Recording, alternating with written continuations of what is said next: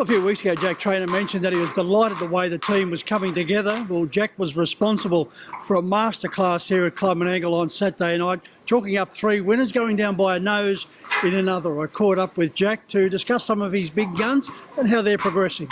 Well, Jack, a big night, 3 winners, going down by a nose in another, and a wonderful performance by Braveview Kelly in defeat.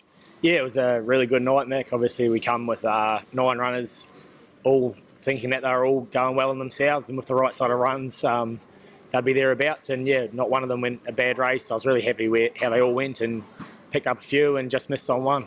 Just starting from the top, BK Spire, very impressive performance. Yeah, that's right. She's sort of obviously hard to catch, but it did look a really good race for her today. She was a lot down in grade to what she's used to racing, and she had that was her 3rd run up for this prep. She's always a little bit fat when I get her back in racing, so she's sort of trimmed up herself, and yeah, real impressive run, and good enough now to take her to Queensland.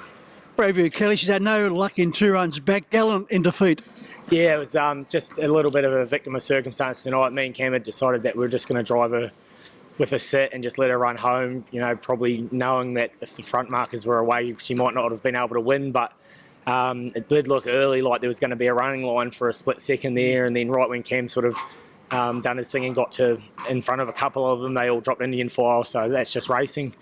She's pulled up great. He didn't knock her around, and she's going to really appreciate just racing the mares from now on in. When you consider she was beaten by South Coast Arden, who was no slouch, and of course the ultimate professional out to Orlando. Yeah, that's right. And like I said, Cam looked after her. He just sat back and sort of sat, 4 or 5 horses back, and they ran us up by 26.5 last quarter. So mathematically, it was impossible for her to win. Where she finished and how she went, I'm wrapped. You won the feature trot, the Yamamoto, named after a wonderful trotter. Hot to trot. Jack, you warned punters the last time, forget about hot to trot from stands, mobiles as his go. Yeah, that's right. He's a nice trotter. Obviously, Mark Jones sent him over for me to take him to Queensland, and that standing start was a write-off as we sort of half expected. And then last start, anyone that followed him, he was probably a certainty beat. Amanda Turnbull drove him and said he gave her a really good feel, and I was a little bit nervous driving him tonight, hoping that he'd do things right. But yeah, being a 4-year-old lightly raced trotter, he's got great gate speed and really good speed. So he's another exciting one to take to Queensland. And obviously the plan with him too, all going well. After Queensland, he's going to spend a year racing here under myself. So yeah, really, really nice horse to get in the stable. Jack, last Thursday night at Penrith, Naturally Gifted had his first start for you. His first start in 2 months, finishing placed in the Renshaw Cup. What field did you get for him? Yeah, he was really good, Mick. Obviously, I just put him in a bit of a cheaper $6,000 race. It was purely just to drive him myself around the half-mile track to make sure I was happy with the way he was geared up, and everything was in order, because his first race will be now next Saturday at Redcliffe. He went really good. He ran a nice half, earplugs still in, and you wouldn't have even known he'd been around coming off the track. He's just a lovely racehorse. He only does what he has to do.